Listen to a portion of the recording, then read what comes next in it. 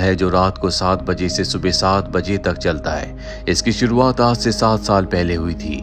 America पूरी तरह से बदल चुका है और इस फेस्टिवल को शुरू करने के बाद अब अमेरिका का क्राइम रेट पूरी तरह से 0 हो चुका है, क्योंकि लोगों के दिलों में जो भी गुस्सा, जो भी नफरत होती है वो पर्ज की रात को दूसरों के ऊपर निकाल देते हैं। पर्ज की वजह से अब अनएम्प्लॉयमेंट रेट भी 1% बचा हुआ है। अमेरिका को इससे बहुत फायदा हुआ है, इसीलिए 7 सालों से लगातार पर्ज की रात चली आ रही है और आज भी पर्ज की रात है। 7 बजने में मात्र 1 घंटा बचा है, इसीलिए जेम्स अपने घर की तरफ जा रहा होता है, क्योंकि उसे पता है कि 7 बजे के बाद पूरे शहर में वायलेंस शुरू हो जाएगा। इसीलिए जितने भी लोग होते हैं वो अपने आप को बचाने के लिए, सिक्योर करने के लिए जेम्स की कंपनी से सिक्योरिटी सिस्टम को खरीदते हैं। जेम्स एक गेटेड कम्युनिटी में रहता है जो पूरी तरह से सिक्योर है। जेम्स अपने घर आ जाता है जहां पर उसकी पत्नी और उसकी दोनों बेटियां उसका इंतजार कर रही होती है। जेम्स की बेटी का एक बॉयफ्रेंड भी है जो इस वक्त जेम्स के घर पर ही होता है। जब उसे पता चलता है कि जेम्स घर पहुंच चुका है तो वो वहां से निकल जाता है, पर अब 7 बजने में मात्र 5 मिनट बचे हैं। इसीलिए जेम्स अपने घर के सिक्योरिटी सिस्टम को ऑन कर देता है, जिसके बाद उसका घर पूरी तरह से सील हो जाता है। और जैसे ही 7 बजते हैं सायरन बजता है, जिसका मतलब ये है कि पर्ज अब शुरू हो चुका है। हालांकि जेम्स का घर पूरी तरह से सिक्योर है, लेकिन फिर भी उसने अपने पास एक गन रखी होती है ताकि इमरजेंसी में वो किसी को भी अपने परिवार को हानि पहुंचाने से रोक सके। और अब जबकि उसका घर पूरी तरह से सील हो गया है तो उसकी बेटी का बॉयफ्रेंड जो चला गया था वो एक बार फिर से घर के अंदर आ जाता है। दरअसल घर सील होने से पहले ये घर के अंदर दोबारा दाखिल हो चुका था, जिसके बारे में जेम्स की बेटी को कुछ नहीं पता। और अब वो जेम्स की बेटी से कहता है कि मैं तुम्हारे डैड से मिलना चाहता हूँ, आज मैं उनसे बात करूंगा। दरअसल जेम्स अपनी बेटी के बॉयफ्रेंड को बिल्कुल पसंद नहीं करता, इसीलिए उसके आते ही वो हमेशा चला जाता है।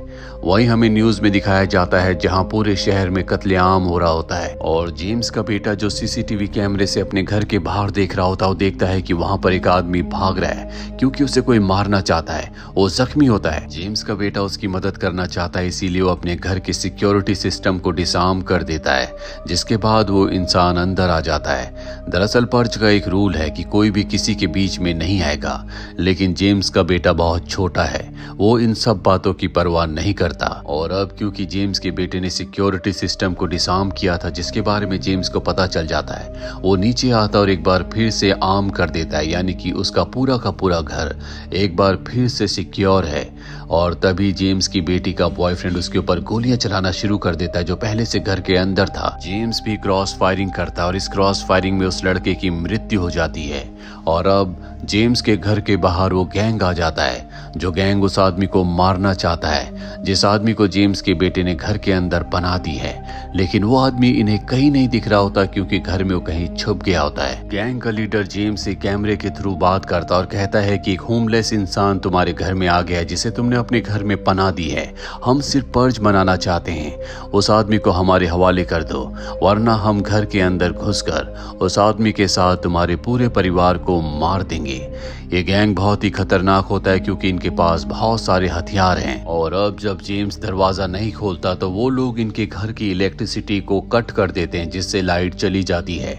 जेम्स की वाइफ जेम्स से पूछती है कि हम सिक्योर हैं। जेम्स कहता है कि हाँ, लेकिन सिक्योरिटी सिस्टम को तोड़ा भी जा सकता है। जेम्स अब तय करता है कि अपनी फैमिली की सिक्योरिटी के लिए वो उस होमलेस इंसान को जो उसके घर में छुप गया है ढूंढकर उस गैंग के हवाले कर देगा। वो घर में उस होमलेस इंसान को ढूंढना शुरू कर देता है। घर में अंधेरा होने की वजह से इन्हें बहुत तकलीफ हो रही होती है, लेकिन तभी जेम्स के बेटे को वो होमलेस इंसान दिख जाता है, पर वो उस इंसान के बारे में किसी को कुछ नहीं बताता, बल्कि उसे एक दूसरी सेफ और सिक्योर जगह पर छुपा देता है। और उस होमलेस इंसान को पता है कि वो ज्यादा देर तक छुप नहीं सकता, इसीलिए वो बाहर आकर जेम्स की बेटी को गन पॉइंट पर ले लेता है। जेम्स उसके सामने है, पर तभी जेम्स की वाइफ पीछे से आकर उस इंसान को गन पॉइंट पर ले लेती है, जिसके बाद जेम्स उसके ऊपर हमला करके उसे पकड़ लेता, उसके हाथ बांध देता है। और अब ये उस होमलेस इंसान को उस गैंग के हवाले करने की तैयारी कर रहे होते हैं। उसे गोली भी लग चुकी है, जिस वजह से वो बहुत जख्मी है। ये सब देखकर जेम्स की वाइफ को उस पर दया आ जाती है। वो कहती है कि हमें ऐसा नहीं करना चाहिए, ये सब मानवता के खिलाफ है। अगर हम ऐसा करेंगे तो उस गैंग में और हम में कोई फर्क नहीं रह जाएगा। होमलेस इंसान कहता है कि तुम मुझे उनके हवाले कर दो और अपने परिवार को बचा लो।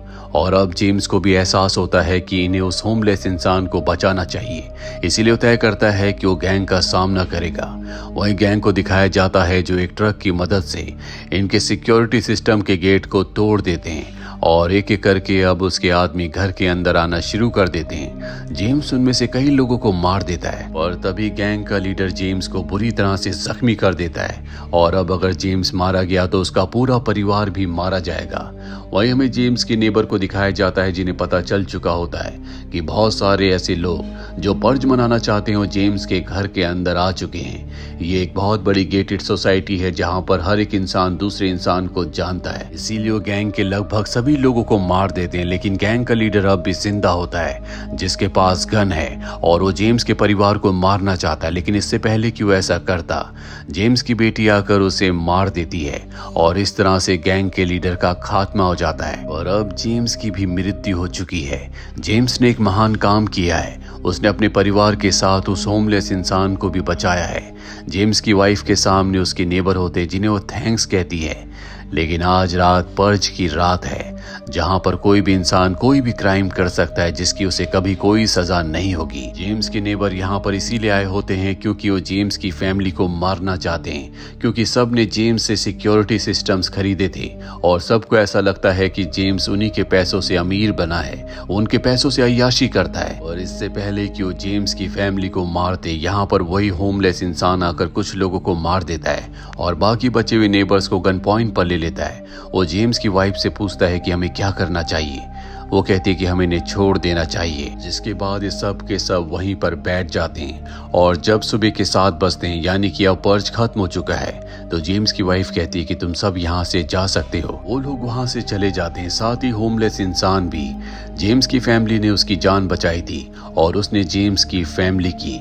इसके बाद वो होमलेस इंसान वहाँ से निकल जाता है और अब न्यूज़ में दिखाया जाता है कि बहुत सारे लोगों ने इस बार पर्ज को अटेंड किया, यानी कि बहुत कत्लेआम हुआ और इसीलिए इस पर्ज को एक कामयाब पर्ज माना गया।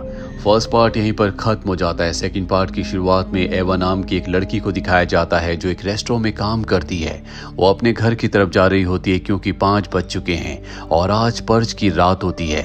2 घंटे बाद पर्ज शुरू हो जाएगा। वहीं घर पर एवा के डैड अपनी ग्रैंड डॉटर को यानी कि एवा की बेटी को बता रहे होते हैं कि ये पर्ज हम जैसे गरीब लोगों के लिए शुरू किया गया है क्योंकि हम गवर्नमेंट को टैक्स नहीं दे पाते और इस तरह से गवर्नमेंट हम जैसे लोगों का सफाया करती है। एवा भी घर पर आ जाती है जो अपने पिता के लिए दवाइयां लाई होती है क्योंकि उसके पिता बहुत बीमार हैं। एवा के पिता इन दवाइयों को नहीं खाना चाहते क्योंकि वो जानते हैं कि उनकी बेटी बहुत मेहनत करके पैसा कमाती है और ये दवाइयां बहुत महंगी है। पर जब उनकी ग्रैंड डॉटर कहती है तो वो दवाइयां खा लेते हैं। वहीं दूसरी तरफ हमें लियो नाम के एक आदमी को दिखाया जाता है जो कि एक पुलिस ऑफिसर है, लेकिन आज पर्ज की रात है इसीलिए उसे ड्यूटी पर नहीं जाना, पर फिर भी वो अपनी गन्स तैयार करता है, बुलेट प्रूफ जैकेट पहनता है। शायद वो किसी का शिकार करना चाहता है। पर जब वो घर से निकल रहा होता है तो एक लेडी उसे मना करती है। लियो उसकी बात नहीं सुनता और घर से निकल जाता है। अब वो गाड़ी से शहर में घूम रहा होता है, शायद वो किसी को ढूंढ रहा है। रेडियो में बताया जाता है कि शहर में पर्ज अब शुरू हो चुका है। अमीर लोग पर्ज फेस्टिवल मनाने के लिए गरीब लोगों को मार रहे हैं। हालांकि गरीब लोग भी उन्हें मार सकते हैं लेकिन उनके पास उतने खतरनाक हथियार नहीं होते। वहीं एवा को दिखाया जाता है जो देखती है कि उसके डैड घर पर नहीं है और तभी उसे अपने डैड का लेटर मिलता है जिसमें लिखा होता है कि मेरी बीमारी में बहुत पैसे खर्च होते हैं, मैं तुम पर बोझ नहीं बनना चाहता, इसीलिए मैंने अपने आप को एक अमीर फैमिली को बेच दिया है जो मुझे मारकर अपना पर्ज मनाना चाहते हैं, जिसके बदले मुझे अच्छे खासे पैसे मिलेंगे, जो पैसे तुम्हारे काम आएंगे। जब तक तुम ये लेटर पढ़ोगी तब तक वो लोग मुझे मार चुके होंगे। एवा ये लेटर पढ़कर बहुत दुखी हो जाती है क्योंकि सच में वो फैमिली एवा के पिता को मार चुकी होती है। तभी एवा को नीचे कुछ आहट आती है। जब वो खिड़की से नीचे देखती है तो वहां पर कुछ लोग होते हैं जिनके पास गन्स हैं और ये गवर्नमेंट के लोग हैं जो गरीब लोगों को मारते हैं। तभी एवा के दरवाजे पर कोई नॉक करता है जो कि उसी का नेबर होता है। वो एवा से कहता है कि दरवाजा खोलो, मैं तुम्हारी मदद करने के लिए यहाँ पर आया हूँ। लेकिन उसके हाथ में गन है जिससे हमें पता चलता है कि वो एवा और उसकी डॉटर को मारने के लिए आया है ताकि वो पर्ज मना सके। पर इससे पहले कि वो ऐसा करता, गवर्नमेंट के लोग उसे पीछे से मार देते हैं। इसके बाद वो एवा के घर के अंदर भी आ जाते हैं जहां पर एवा अपनी बेटी के साथ छुपी हुई होती है। ये एवा और उसकी बेटी को पकड़ लेते हैं और अपने लीडर के पास ले जाने के लिए उन्हें बाहर लेकर आते हैं, जहां पर लियो उन्हें देख लेता है। वो गवर्नमेंट के लोगों को मारकर एवा और उसकी बेटी को बचा लेता है। और जब वो अपनी गाड़ी में वापस आता है तो देखता है कि पहले से एक कपल गाड़ी में बैठा हुआ है। लियो उन्हें बाहर निकलने के लिए कहता है लेकिन वो नहीं निकलते। और तभी यहाँ पर लीडर जो बहुत लोगों को मार चुका है, जिसके पास बहुत ही खतरनाक गन है, वो लियो की गाड़ी पर गोलियां चलाना शुरू कर देता है, जिस वजह से लियो सबको लेकर यहाँ से गाड़ी से निकल जाता है। पर रास्ते में उसकी गाड़ी खराब हो जाती है। ये सब के सब गाड़ी से उतरते हैं। लियो सबको गन्स देता है और कहता है कि तुम सबको यहाँ से अकेले आगे जाना होगा। ये सुनकर सबके सब डर जाते हैं क्योंकि सबको विश्वास था कि लियो इन सबको बचा लेगा। एवा लियो से कहती है कि यहाँ से कुछ दूरी पर मेरी दोस्त का घर है, तुम हम सबको वहाँ पर छोड़ दो, जिसके बाद तुम उसकी गाड़ी लेकर वहाँ से निकल जाना। लियो को दरअसल 7 बजे से पहले कहीं पहुँचना है, लेकिन वो एवा की बात मान जाता है और अब इस सब के सब एवा के घर की तरफ बढ़ चलते हैं। पर तभी रास्ते में इनके एक साथी का पैर एक शिकंजे में फंस जाता है। दरअसल एक ट्रैप है, उसे खींच कर ले जा रहा होता है। ऊपर गवर्नमेंट के लोग होते हैं जो इन पर गोलियां चलाते हैं, लेकिन लियो का निशाना बहुत ही शार्प है। वो सभी को मारकर उसे एक बार फिर से बचा लेता है। इसके बाद एक बार फिर से ये आगे बढ़ते हैं जहाँ पर हर कदम पर खतरा है। ये एक ट्रक तक पहुँचते हैं जहाँ पर बहुत सारी गन्स होती है। ये उन गन्स को ले लेते हैं, पर तभी उस लीडर का ट्रक आ जाता है जो सबको मार रहा होता है। ये अपनी जान बचाकर वहां से भागते हैं और एक सबवे तक पहुंच जाते हैं जहां पर लियो अपनी बुलेट प्रूफ जैकेट को निकालकर एवा की बेटी को पहना देता है, क्योंकि वो नहीं चाहता कि किसी बच्ची की मृत्यु हो।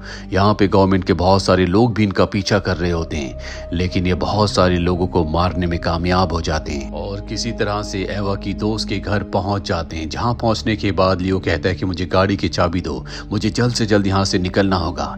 एवा कहती है मुझे माफ करना, यहाँ कोई गाड़ी नहीं है। अगर मैं तुम्हें गाड़ी का लालच नहीं देती तो तुम हमें यहाँ पर छोड़ने के लिए कभी भी नहीं आते। लियो को ये जानकर बहुत गुस्सा भी आता है, बहुत दुख भी होता है, लेकिन फिलहाल वो कुछ नहीं बोलता। यहाँ पर एवा की जो दोस्त होती है वो अपने हस्बैंड और अपनी बहन के साथ यहाँ पर रहती है। इनके बीच में आर्गुमेंट्स होना शुरू हो जाते हैं। दरअसल एवा की दोस्त की जो बहन होती है वो उसके हस्बैंड के साथ मिलकर उसे चीट कर रही होती है, इसीलिए अंदर से गन लाकर वो उसे मार देती है। यहाँ चारों तरफ फायरिंग हो रही होती है, इसीलिए सबके सब इस घर से भी निकल जाते हैं। गवर्नमेंट के लोग और उनका लीडर जो इन्हें ढूंढ रहे होते हैं वो किसी तरह से इन्हें पकड़ लेते हैं और अब जो लीडर होता है इन सब को अमीर लोगों के हवाले करना चाहता है ताकि वो अपने पर्ज को मना सके, जिसके बदले इन्हें बहुत पैसे मिलेंगे। अब इन सब को एक जगह ले जाया जाता है जहां पर बहुत अंधेरा होता है। यहाँ पर बहुत सारे अमीर लोग होते हैं जो कि ऑडियंस के तौर पर यहाँ पर बैठे हैं और कुछ लोग इन्हें मारेंगे। सब ने यहाँ नाइट विजन ग्लासेस पहने हुए होते हैं, जिसका मतलब ये है कि वो तो इन्हें देख सकते हैं, लेकिन ये चारों उन्हें नहीं देख सकते। पर लियो किसी तरह से एक का नाइट विजन ग्लास और उसकी गन छीन लेता है, जिसके बाद वो यहाँ पर कुछ लोगों को मार देता है। ये सब हर कोई लाइव देख रहा होता है। लियो इसके बाद अपने साथियों के साथ यहाँ से भागने की कोशिश करता है, लेकिन तभी यहाँ पर गवर्नमेंट के लोग आ जाते हैं जो इनके ऊपर गोलियां चलाते हैं और इस गोलाबारी में वो कपल जो लियो की गाड़ी में बैठा था उसमें से लड़के की मृत्यु हो जाती है, जिससे उसकी फियांसे को बहुत दुख होता है। वो उसी के पास रुकने का फैसला करती है, जबकि लियो एवा और उसकी बेटी के साथ यहाँ से निकलने में भागने में कामयाब हो जाता है। इसके बाद लियो एवा और उसकी बेटी को गाड़ी से घर के पास ले जाता है और कहता है कि इस घर के लोगों ने मेरे बेटे को पर्ज की एवज में मार दिया था और अब मैं उनसे अपना हिसाब चुकता करने के लिए जा रहा हूँ। इसके बाद वो उस घर के अंदर चला जाता है जहाँ वो उस आदमी को पकड़ लेता है जिसने पिछले पर्ज में उसके बेटे को मारा था। लियो से पूछता है कि मेरे बेटे का क्या कसूर था, उस मासूम को तुमने क्यों मारा। यहाँ इस आदमी को अपनी गलती का एहसास होता है, वो लियो से माफी मांगता है। तभी लियो को बाहर से कुछ आवाज आती है और जब लियो बाहर जाता है तो उसे 2 गोलियां लगती है जो कि लीडर ने मारी थी।